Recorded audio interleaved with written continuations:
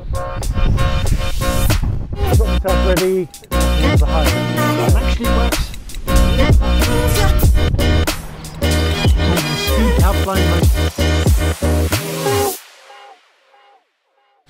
In response to our Mental 7 Lite review, Doug George says, how is it packing the glider with all the rods in it? Are they able to fit in a standard reversible harness?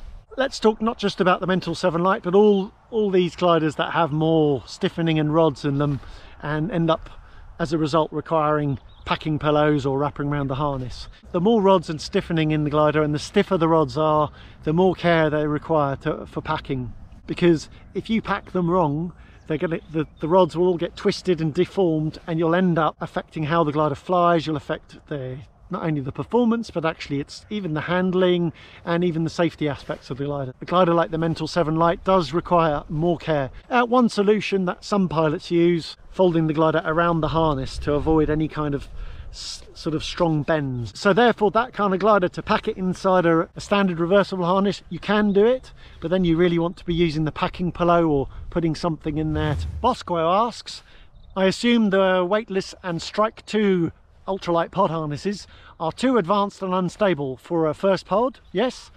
Would you recommend a Lightness 3 or a Delight 3 as a first pod? I wouldn't say necessarily that the Weightless and Strike 2 are too advanced and unstable as a first pod. That's not really the reason I'd say they're not so ideal as a first pod. Actually, for example, the Strike 2 is quite stable compared to some other pods. Those are very ultralight pod harnesses, so they're very much about prioritizing saving weight, so they're very ultralight, which can mean that they prioritize the ultralight weight over the comfort side of things, but also particularly the durability. Really, as a first pod, what you're looking for is something that's as simple as possible to clip into and use. And another thing is kind of a little bit more like a standard kind of open seat boarded harness. But in general, I wouldn't recommend any of the ultralight pods, particularly wouldn't be the first choice for pilots as a first pod, mainly because of the durability. Also, there are other aspects with lightweight pods that tend to be a bit harder to get in because the lightweight material pod blows back.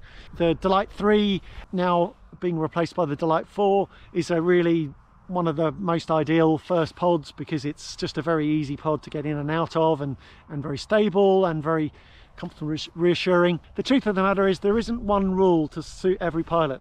The only way to make the right choice is actually to get one, you can ask around and speak to other pilots and get feedback and try and work out.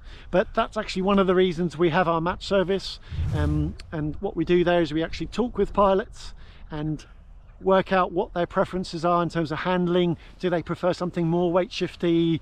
Do they like wanging the glider around more, or do they prefer something more stable and reassuring? And you get a flavour of what sort of pilot they are and their preferences. That actually takes quite a bit of time, and we have a sort of series of questions that we ask, and we kind of have a consultation about it.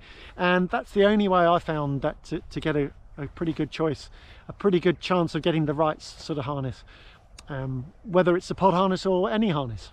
Rob Kuja, in response to I think it was first impressions review of the Advanced Weightless, and I happened to fly, I was testing the new Phi Sonata, which is their lightweight Easy A glider, and Rob Kuja said, who's going to fly an ENA glider with a pod harness though? Seems like an unlikely combination for a potential customer. And I thought, well, that's a really good, I'm really glad that he made that comment, and it's a very good point, very valid point. So first of all, why would you fly an A glider is one thing, and second of all, why would you fly a pod harness? Let's separate the two things out. The reason you fly an A glider is because it's safer. Pretty much the reason pilots fly an A glider is they're prioritizing safety over other factors, performance generally. Although don't forget, never forget that the certification rating tells you nothing. Certification has nothing to do with performance. They don't measure the performance to do with the certification. That's absolutely nothing to do with it. The certification purely tells you how a glider responds in the test maneuvers, and how it inducing certain maneuvers and how it recovers and responds to those maneuvers. Personally, for me, the best glider in the world would be an ENA glider, a super safe glider that had the most awesome performance and handling. So now onto the pod harness. Why would you fly in a pod harness? Well, one aspect of a pod harness is they are more streamlined, a performance side of things. But I actually think that that's not the main reason many pilots fly with a pod harness. It's not the main reason I fly in a pod harness. So as you get to the higher performance end of the pod harness, with a big rear fairing, the really long big fairing, and the harness that's made to be very stable for flying a high performance glider, then those harnesses are more about performance. But most pod harnesses, they do improve your performance. There's no doubt about that. I do think they do improve your glide performance and make you more efficient. But I think the main reason that many pilots fly pod harnesses is because of the comfort factor. The most obvious of all, especially as soon as you fly in any kind of cold conditions, if you fly in a pod harness, it's just much warmer. The wind chill factor is much less. Because I frequently change harnesses, I mostly fly in a pod harness. I've got a few different ones that I fly in, from an ultralight pod through to a semi-light pod up to a more of a high-end XC competition pod harness, and I fly different ones. But I also fly in open harnesses, so standard open harnesses and mountain open reversible harnesses.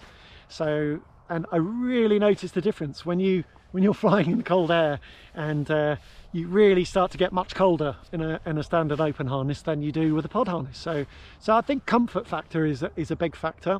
Why fly with a pod harness with an ENA glider? Well, if you're just wanting the highest safety and the most comfort and warmth, well, that's a pretty perfect combination. It's fantastic. STVX85, in response to our Phi Symphonia 2 review, said, looks like a lovely wing. I'd love to see a direct comparison with popular low B wings like the Buzz Z6. I personally, as I've mentioned many times, think that glide comparisons are very, very difficult and often misleading to do, because you either do it in still air and that only tells you about the still air performance, or you do it in active air and then, well, you're never in the same bit of air twice and everybody's going up and down.